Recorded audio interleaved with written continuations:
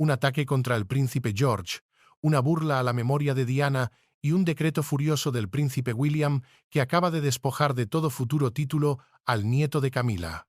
La guerra silenciosa en Windsor ha comenzado. ¿Cómo una simple pelea de niños se transformó en una purga real que sacude la corona? Sucedió como lo hacen todos los desastres reales. Silenciosamente detrás de puertas cerradas, el sol de la tarde bañaba los terrenos sagrados de Windsor, pero no lograba disipar la frialdad calculada del evento. Oficialmente era una reunión familiar.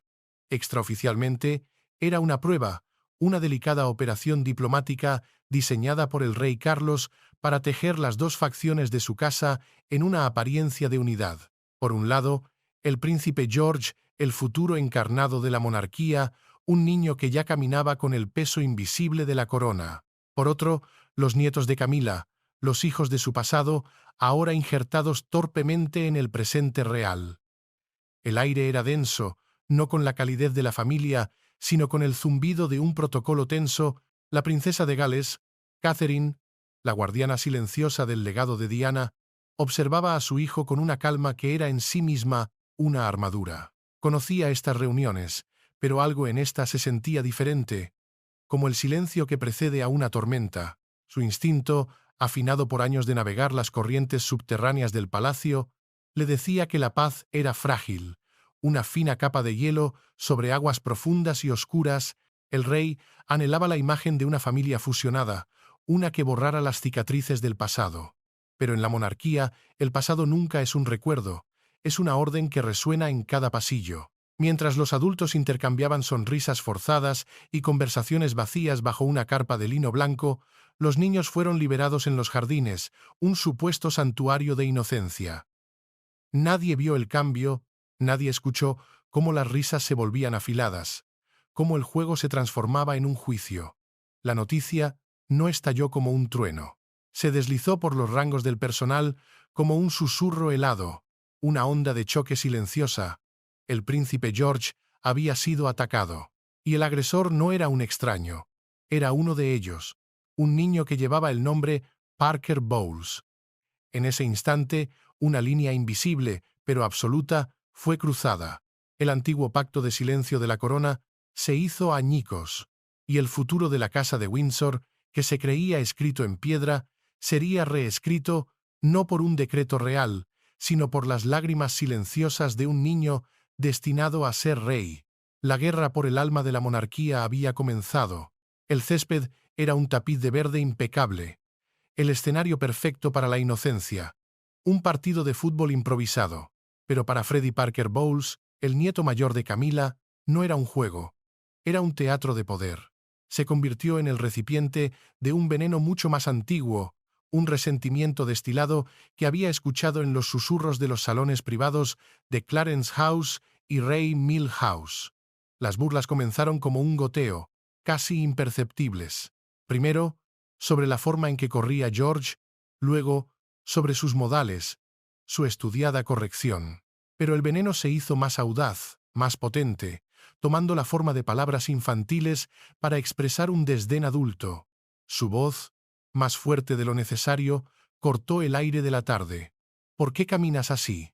¿Crees que eres mejor que todos por tu estúpida corona? Lo que podría haberse desestimado como una crueldad infantil se reveló como un asalto calculado. Esto no era improvisado, era un eco, era el prejuicio de los adultos, servido a través de la boca de un niño que había escuchado demasiado. El príncipe George, con solo 11 años pero ya entrenado en el arte de la compostura real, intentó retirarse del campo de batalla. Pero fue perseguido, fue acorralado. Las palabras que siguieron no solo buscaron herir, buscaron profanar. Un ayudante de palacio, que más tarde informaría con urgencia a un miembro superior del personal, escuchó la escalada. Freddie se burló del estatus de George como el elegido. Lo llamó «niño de mamá», un golpe diseñado para desarmar a cualquier niño. Y entonces, el ataque final, el imperdonable, la blasfemia, una burla cruel y despectiva sobre su abuela, la princesa Diana, la mujer cuyo nombre es un espectro en los pasillos del poder, la figura que el palacio ha intentado incansablemente borrar de la narrativa oficial. En ese jardín, El fantasma de Diana fue invocado, no como un recuerdo sagrado, sino como un arma para herir a su nieto. Un miembro del personal, viendo que el asalto verbal estaba a punto de convertirse en físico, intervino con rapidez, una barrera tardía contra un daño ya infligido. La verdad, escrita en sangre, había sido desafiada. George, el portador vivo del legado de Diana, no temblaba de miedo, temblaba con el primer y amargo sabor de una guerra que él no había iniciado, pero que ahora, por sangre y por honor, estaba obligado a librar. La línea de tiempo no solo tenía agujeros, ahora tenía heridas abiertas. El viaje de regreso a Adelaide Cottage fue un corto trayecto a través del paraíso y una eternidad a través del infierno. El silencio dentro del vehículo era una cosa viva, pesada y sofocante. Catherine, la princesa de Gales, sostenía la mano de su hija Charlotte con una firmeza que no era reconfortante, sino un ancla en una tormenta invisible. Su rostro, visto de perfil, era una máscara de calma helada, una obra maestra de autocontrol real que desmentía la furia que ardía debajo. Como siempre, fue ella la primera en ver la verdad. No la necesitó leer en los informes discretos del personal, ni escucharla en los susurros preocupados. La vio en la forma en que los hombros de su hijo mayor, el futuro rey de Inglaterra, se habían encorvado, como si el peso de la corona se hubiera vuelto repentinamente insoportable. La vio en el brillo acuoso de sus ojos, una batalla perdida contra las lágrimas que un heredero al trono aprende a no derramar en público. Una vez que las pesadas puertas de su santuario privado se cerraron, aislando a la familia de las miradas vigilantes de la institución, la fachada se derrumbó. Catherine no exigió una explicación. La invitó a salir con la suave pregunta de una madre, un bálsamo en la herida abierta. Y George, en la seguridad incondicional de los brazos de su madre, contó la historia. No con la rabia de un niño que ha peleado, sino con la confusa y rota honestidad de un niño que ha sido profanado. Lo que Catherine escuchó la dejó atónita, el aire escapando de sus pulmones. El ataque no había sido aleatorio ni impulsivo, había sido preciso, clínico. Las frases utilizadas, las burlas específicas sobre el protocolo, la forma de caminar, y luego el golpe más escalofriante y calculado de todos, la burla sobre Diana. Esas no eran las invenciones crueles de un niño, eran un guión. Replicaban el lenguaje, el tono y los sentimientos de los adultos. Era un veneno que había sido cuidadosamente transmitido a través de susurros y miradas en la casa de Camila. La pregunta que congeló el corazón de Catherine no fue por qué había sucedido, sino por de quién provenía la orden. Esto no era una pelea de patio de recreo, era un ataque por delegación, un mensaje enviado desde el corazón del campamento rival. Mientras George se retiraba a su habitación con los ojos enrojecidos y el espíritu abatido, Catherine se sentó en un silencio absoluto. El dolor de una madre se transformó, segundo a segundo, en la furia fría y controlada de una reina. Esto no era un insulto a su hijo, era un ataque a la línea de sucesión. Era un insulto a la memoria de la mujer que no pudieron proteger. Y en ese momento, la princesa de Gales, la futura reina consorte, tomó una decisión inquebrantable. Esta agresión no sería enterrada en nombre de una falsa paz. No sería suavizada con disculpas vacías. Sería confrontada, y las consecuencias serían absolutas. Cuando la noticia llegó al príncipe William, no fue a través de un informe formal ni de un memorando discreto.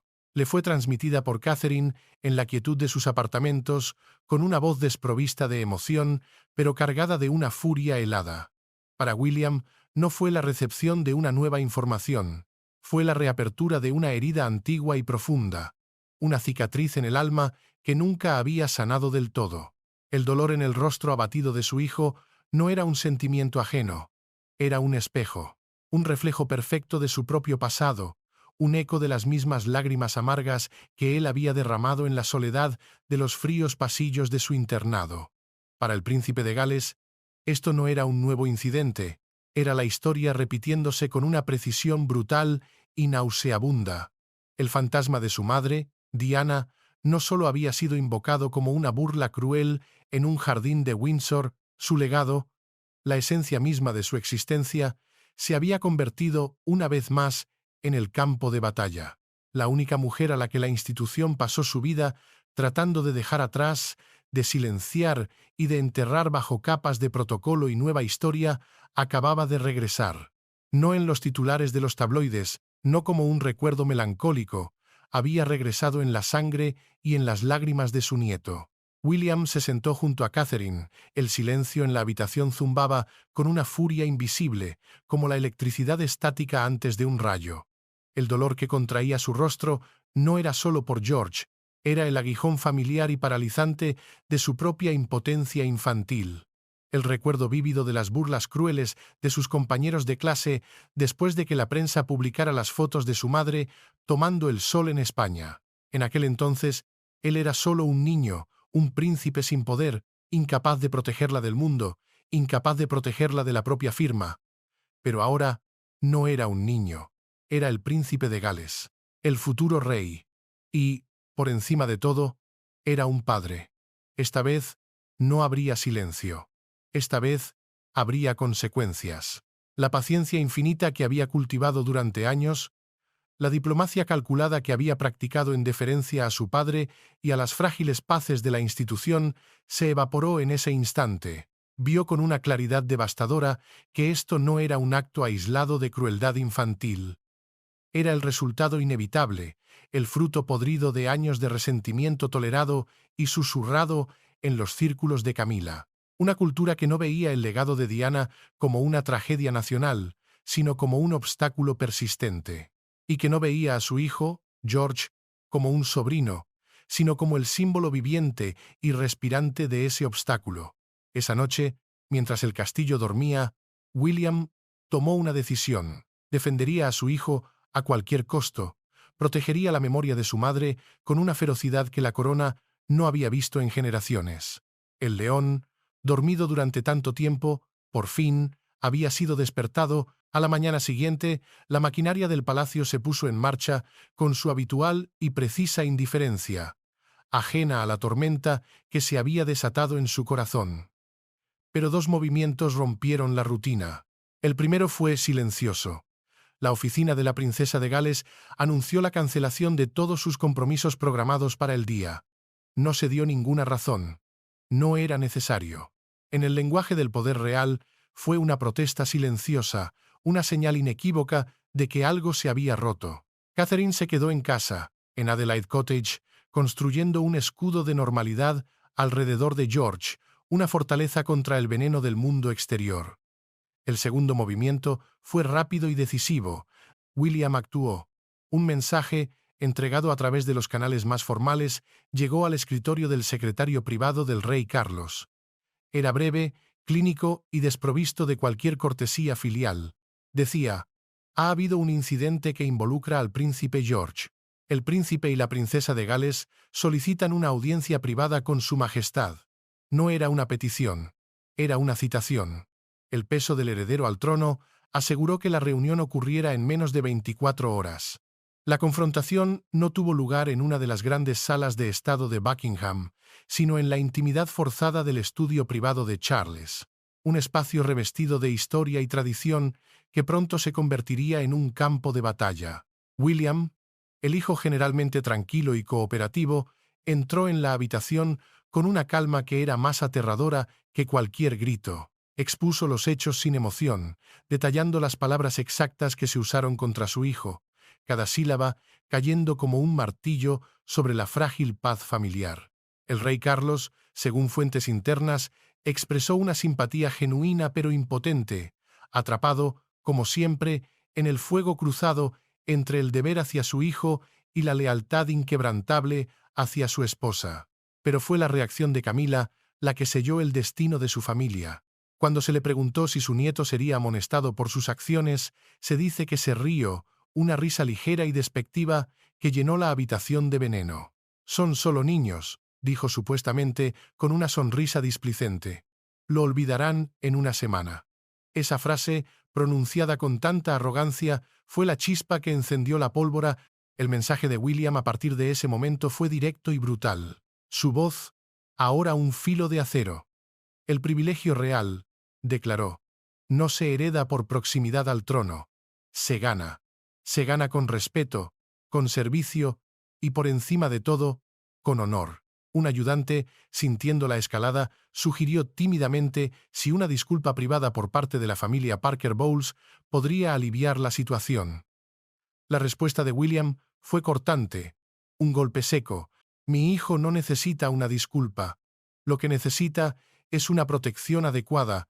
Y entonces, el príncipe de Gales, el león despierto, emitió su decreto. Un decreto no escrito en pergamino real, no sellado con cera. Un decreto pronunciado con todo el peso de la futura corona. Una sentencia que cambiaría el equilibrio de poder para siempre. El decreto de William no fue una sugerencia, fue una sentencia y resonó en el silencio atónito del estudio de su padre como un martillazo sobre cristal fino. Cada palabra era un clavo en el ataúd de la ambición de Camila. No habría más integración gradual de su familia en los eventos reales. No más posiciones discretas en el balcón del Palacio de Buckingham, no más ensayos para Trooping the Colour. No más invitaciones a los círculos íntimos de los cumpleaños o las celebraciones navideñas en Sandringham. Y entonces, la proclamación final, entregada con una finalidad que no admitía debate ni apelación. Si George, Charlotte o Louis están presentes, declaró William, su mirada fija en su padre, pero su mensaje dirigido a su madrastra, el nieto de Camila, no lo estará. No era una negociación, era un ultimátum. La purga simbólica había comenzado. Camila, la mujer que había descartado el asalto a un futuro rey como una mera insignificancia, se quedó lívida. El color desapareció de su rostro, reemplazado por una máscara de furia contenida. En sus ojos, esto era una afrenta personal, una humillación calculada y ejecutada con precisión militar. Se sintió, una vez más, como la villana, la forastera, la otra mujer, pero esta vez el juicio no provenía de los titulares de la prensa, sino del heredero al trono, el hijo de la mujer a la que había reemplazado. El rey Carlos, visiblemente sorprendido y superado por la ferocidad de su hijo, se paseaba por la habitación en un silencio torturado. Había esperado, había rezado para que la situación se disipara discretamente, enterrada bajo el peso del protocolo y el tiempo, como tantos otros desacuerdos desagradables. Pero William había trazado una línea de sangre en la arena de Windsor y se negaba a retroceder. Para el príncipe de Gales, esto era mucho más que un acto de disciplina. Se trataba de control, se trataba de enviar un mensaje inequívoco no solo a Camila, sino a toda la institución que la había habilitado. Los días de enterrar la falta de respeto en nombre de una frágil unidad habían terminado. Los días de tolerar insultos velados al legado de Diana o a sus propios hijos se habían acabado. Durante años había sido paciente, diplomático, el hijo obediente, pero a medida que George se hacía más visible a los ojos del público, un objetivo más grande, William dejó claro que él sería su escudo, su león, su protector, un padre primero, un futuro monarca después. Y ningún niño relacionado con Camila, sin importar cuán cerca del trono pudiera parecer estar, llevaría jamás un título real o disfrutaría de un privilegio real bajo su reinado. La noticia se extendió por los círculos reales no como un comunicado, sino como un reguero de pólvora. No fue una purga legal, fue una simbólica, y para una monarquía construida sobre gestos y apariencias, el simbolismo siempre lo ha significado todo. La guerra había sido declarada, no con cañones, sino con una puerta cerrada. La decisión de William, pronunciada en la quietud cargada de un estudio privado, desencadenó un terremoto silencioso dentro de los antiguos muros del palacio.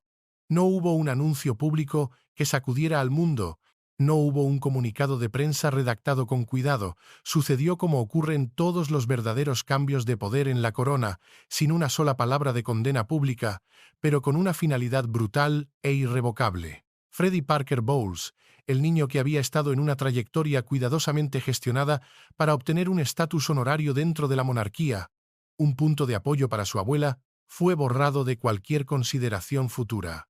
Con un solo acto de voluntad paterna, con la fuerza de un futuro rey, protegiendo su línea, William había desmantelado años de meticulosos esfuerzos de Camila por integrar a su familia en el tejido más íntimo de la vida real. Los conocedores del palacio, aquellos que leen el silencio como otros leen los libros, susurran que Camila estaba más que indignada. Estaba atónita, no solo por la decisión en sí, sino por la audacia de su ejecución. Se sintió flanqueada. Su autoridad, recién adquirida como reina consorte, completamente ignorada, tratada no como la esposa del soberano, sino como la madrastra del heredero. El rey Carlos, atrapado en el tormento de una lealtad dividida, se retiró a la neutralidad. Adoptó una postura de no intervención, un silencio que muchos dentro de la institución interpretaron no como sabiduría, sino como una abdicación de su autoridad patriarcal. En el inquietante silencio que siguió, una verdad fundamental persistía: la monarquía se estaba realineando. No por la fuerza de un decreto, sino por la fuerza de la historia, por la primacía de la sangre, por la cruda realidad de la percepción pública. William había enviado un mensaje tan claro como un diamante: la protección de la línea de sucesión directa no era negociable, era primordial. Los días de una monarquía expandida, una peligrosa remodelación por proximidad y no por legitimidad, habían terminado. El mensaje era inequívoco: puedes casarte con la monarquía, puedes llevar la corona, pero la sangre es la que manda. La purga fue silenciosa, pero sus efectos fueron sísmicos. Las invitaciones a eventos menores fueron discretamente retiradas. Los planes para futuras apariciones ceremoniales fueron archivados indefinidamente. La familia Parker Bowles, que había estado coqueteando con el borde de la vida real, fue empujada de nuevo a la periferia. No fue un exilio físico a una tierra lejana, sino uno mucho más cruel. Un exilio simbólico a plena vista, una estancia perpetua en una jaula dorada de su propia creación. Un recordatorio constante y humillante de que en la casa de Windsor hay líneas de sangre que nunca, jamás, deben cruzarse. Para comprender la magnitud del decreto de William, para sentir el verdadero peso de su declaración de guerra silenciosa, uno debe comprender primero una verdad fundamental de la monarquía británica: no se rige por la ley de los hombres, sino por la ley de la sangre. No se trata de estatutos escritos en papel, sino de percepción, de identidad y de la narrativa inmutable de la historia. Legalmente, la agresión de un niño a otro en un jardín es un asunto privado, trivial, destinado a ser olvidado. Pero dentro de los muros sagrados de Windsor, nada es privado. Cada gesto es un símbolo cargado de significado. Cada palabra pronunciada o no pronunciada se convierte en un precedente para las generaciones venideras. El ataque a George no fue un simple acto de acoso infantil, fue un desafío directo a la verdad escrita en sangre. El linaje de Diana, que fluye puro y directo a través de las venas de George, representa la continuidad sagrada de la corona, una línea de sucesión que el público no solo acepta, sino que ama con una devoción casi mística. Es el legado de la reina del pueblo. La familia de Camila, por el contrario, representa una conexión a través del matrimonio, una alianza forjada en el escándalo y cimentada por el poder, pero en última instancia, secundaria a la sangre. Al permitir, o peor aún, al inspirar a su nieto a burlarse del futuro rey y específicamente a usar la memoria de Diana como un arma, se percibió como un acto de revisionismo histórico, un intento audaz del clan Parker Bowles de reescribir la narrativa, de minimizar el linaje de sangre para elevar su propio estatus por proximidad. La respuesta de William, por lo tanto, no fue la de un padre enfadado reaccionando exageradamente. Fue la respuesta calculada y fría de un guardián de la sangre real. Al despojar al nieto de Camila de cualquier futuro título o privilegio, no estaba simplemente castigando a un niño por sus palabras. Estaba reafirmando un principio fundamental, el pilar sobre el que descansa toda la monarquía. La sangre es más fuerte que el matrimonio. Estaba protegiendo la narrativa sagrada, la narrativa de que el legado de Diana, puro e intacto, fluye a través de sus hijos y nietos. Y es ese legado, no las alianzas políticas ni los matrimonios de conveniencia, lo que garantiza la supervivencia y la legitimidad de la corona a los ojos de su pueblo. El palacio, A lo largo de los siglos, siempre ha sabido cómo enterrar historias inconvenientes, cómo silenciar verdades incómodas, pero esta vez, la afrenta no fue una historia que pudiera ser sepultada, fue un ataque a la línea de tiempo misma, a la legitimidad del futuro. Y William, el león despierto, demostró una verdad inmutable. Puedes enterrar a una princesa, puedes silenciar su historia, pero cuando la verdad está escrita con sangre, no permanece enterrada. Se levanta, y esta vez tiene un protector implacable. La ferocidad glacial de William no nació en los jardines soleados de Windsor. Fue forjada décadas atrás, en la solitaria y brutal crueldad de un internado de élite, un lugar donde los títulos no ofrecen protección contra el veneno. Cuando vio a George llegar a casa, con los hombros caídos y las lágrimas contenidas, no solo vio a su hijo herido, se vio a sí mismo. Vio al niño de 14 años llamando a su madre desde una cabina telefónica con la voz rota y devastada, después de que sus compañeros de clase lo acosaran sin piedad por las fotografías de ella en topless no publicadas para el consumo del mundo. Vio al niño que tuvo que soportar burlas vulgares sobre el cuerpo de su madre, un acto de profanación que ningún niño debería conocer jamás. Esos ecos, enterrados durante mucho tiempo bajo capas de deber, protocolo y el peso de la corona, regresaron no como un recuerdo lejano, sino como una orden de batalla. El pasado había regresado y exigía una respuesta. La historia se repetía, pero el protagonista había cambiado irrevocablemente. Él ya no era la víctima indefensa. El príncipe niño era el príncipe de Gales y era un padre.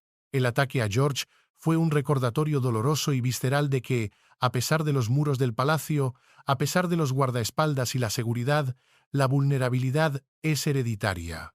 La jauría de la prensa que acosó a su madre en el pasado ahora había sido reemplazada por una amenaza aún más insidiosa, el veneno susurrado dentro de su propia familia extendida. En años posteriores, el mundo vería a William abogar apasionadamente contra el acoso, convirtiéndose en el patrocinador del Diana Award, la organización benéfica que lleva el nombre de su madre.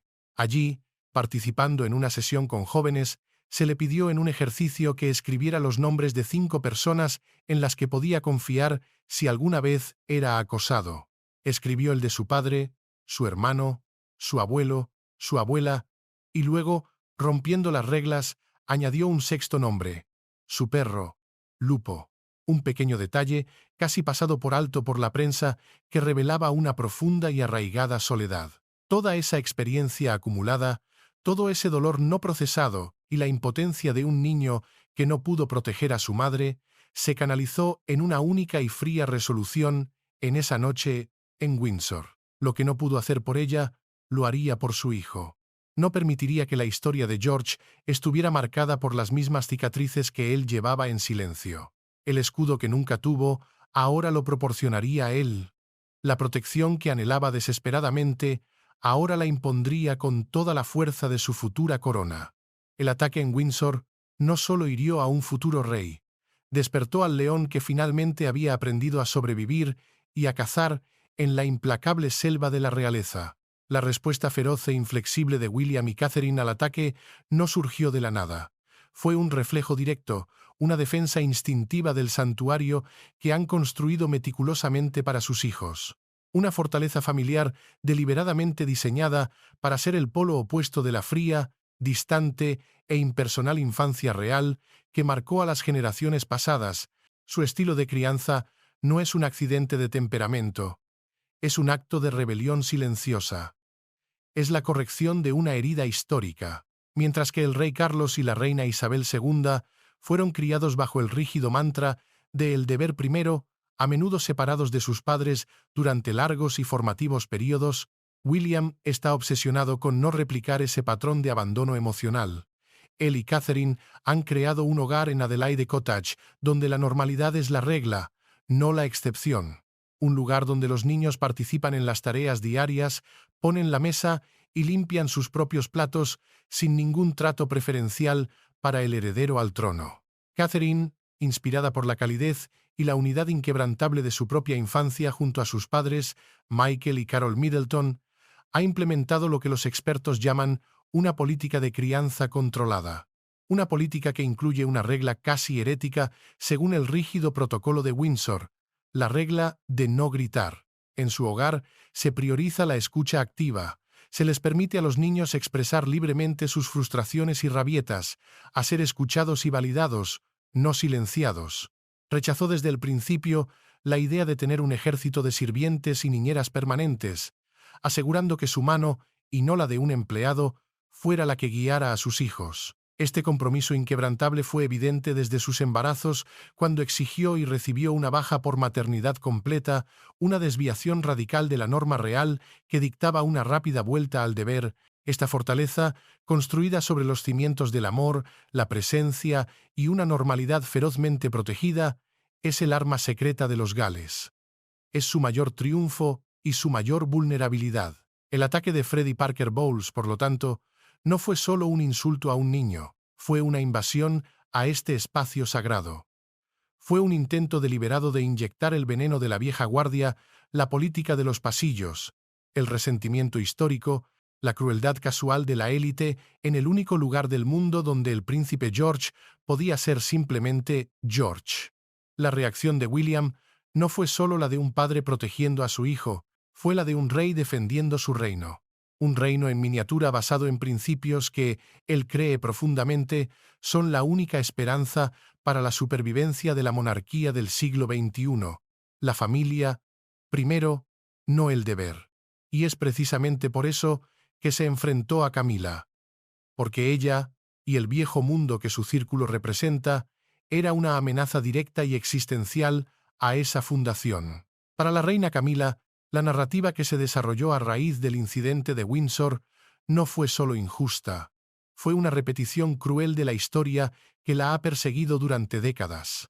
A sus ojos, fue elegida una vez más, sin juicio previo, como la villana de la pieza, la forastera, la intrusa cuya mera presencia y la de su sangre se percibe como una contaminación a la pureza sagrada del linaje real. Pero esta vez, el ataque no vino de la pluma anónima de un periodista sensacionalista, sino desde dentro de los muros del palacio. El juicio fue emitido por el futuro de la propia institución, el príncipe de Gales. Existe un miedo profundo, uno que Camila, según fuentes cercanas a su círculo, ha admitido en momentos de vulnerabilidad privada. El temor de que, sin importar cuánto tiempo pase, sin importar cuán pesada sea la corona que lleve, siempre será vista como la que vino después. La usurpadora de un trono de afecto que nunca le perteneció y que nunca podrá ganar. Ahora, con la acusación implícita de que su círculo íntimo envenenó deliberadamente a un joven príncipe contra su propia herencia sagrada, ese miedo existencial se ha convertido en una realidad amurallada. El frágil vínculo emocional que esperaba forjar con los futuros monarcas, una esperanza de redención tardía, puede que nunca se materialice. Ha chocado contra un muro de piedra. La tensión entre las dos mujeres más poderosas de la corona, la reina presente y la futura, es palpable. Se manifiesta en gestos pequeños pero significativos, en miradas que duran un segundo de más, en la gélida cortesía que reemplaza a la calidez.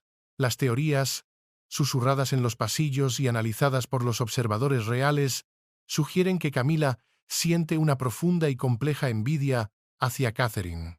No es celos de su título o de su posición, sino de su facilidad, su asombrosa habilidad para ganarse el afecto incondicional de todos, un afecto que a ella, a pesar de décadas de esfuerzo, siempre le ha sido esquivo. Mientras Catherine encabeza consistentemente las encuestas de popularidad, convirtiéndose en el miembro más querido de la familia real, Camila a menudo languidece en los últimos puestos, un recordatorio constante de su estatus perpetuo como la otra mujer.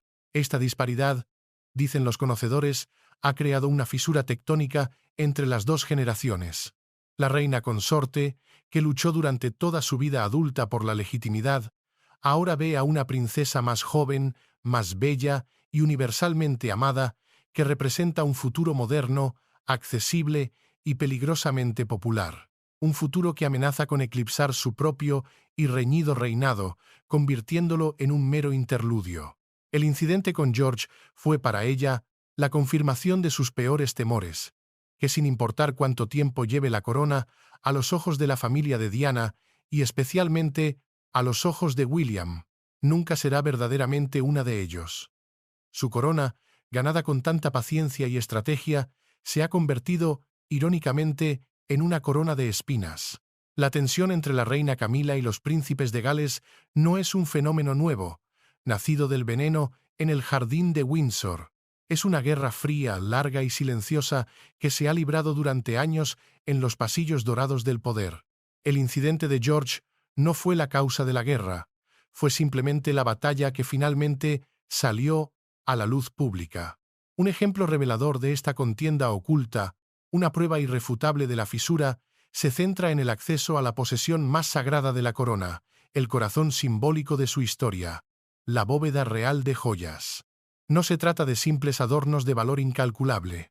Son reliquias, son artefactos imbuidos de historia, poder y, lo más importante, del legado imborrable de Diana, princesa de Gales. Tras el ascenso de Carlos al trono, observadores atentos notaron un patrón extraño. La princesa Catherine, ahora con un estatus elevado y acceso teórico a tesoros sin precedentes, rara vez usaba piezas nuevas o diferentes de la colección. Recurría casi siempre a la misma tiara, la Lover's Knot, una de las favoritas de Diana. Los medios de comunicación, en su ingenuidad, especularon que era una elección personal, un homenaje sentimental, pero la verdad, susurrada en los círculos internos, era mucho más siniestra. Se dice que la reina Camila, en un sutil pero despiadado acto de control, restringió severamente el acceso de Catherine a la colección real. No fue una prohibición abierta, lo cual habría sido un escándalo. Fue una muerte por 1000 cortes burocráticos, una serie de obstáculos, retrasos inexplicables y sutiles negativas que dejaban a Catherine con pocas opciones. No se trataba de que a Camila le gustaran esas piezas para sí misma. Se trataba de impedir que Catherine las usara. ¿Por qué esta pequeña y mezquina guerra? Porque muchas de las joyas más icónicas de la colección, como los famosos pendientes de perlas de Collingwood o el espectacular zafiro de Ceilán, están indisolublemente ligadas a Diana. Son suyas en la memoria colectiva del mundo. Al usarlas, Catherine no solo honra a la madre de su esposo, sino que se convierte en un recipiente vivo y respirante de su legado. Cada vez que luce una de esas piezas en un evento de Estado, el fantasma de Diana regresa al centro del escenario, recordándole al mundo, y más dolorosamente a Camila, quien es y siempre será la verdadera reina de corazones. Este acto no fue una simple disputa familiar sobre herencias. Fue una violación del protocolo no escrito de la corona, un intento deliberado y estratégico de controlar y suprimir la memoria de Diana, de disminuir su poder espectral. El incidente del acoso en Windsor y la guerra silenciosa por la bóveda de joyas son dos frentes de la misma y única batalla, una lucha a muerte por determinar qué legado, qué reina, qué sangre definirá el futuro de la monarquía. El enfrentamiento en Windsor no fue el final de una disputa, fue el comienzo de una nueva era. William, el príncipe que durante tanto tiempo fue percibido por el público y por la propia institución como tranquilo, complaciente y respetuoso del protocolo, trazó una línea en la hierba sagrada de la finca de la reina. Una línea de sangre, indeleble, que la monarquía no puede borrar ni ignorar fácilmente. Esto no fue la rabieta de un padre sobreprotector, fue un acto de Estado. Fue el primer y calculado movimiento del futuro rey, una declaración de principios que definirá su reinado mucho antes de que se pose sobre su cabeza la corona de San Eduardo. El mensaje, enviado con una claridad brutal, no solo a Camila, sino a toda la institución que la protege, fue inequívoco. La era de sacrificar el bienestar de la línea directa de sucesión en el altar de una falsa apariencia de unidad ha terminado.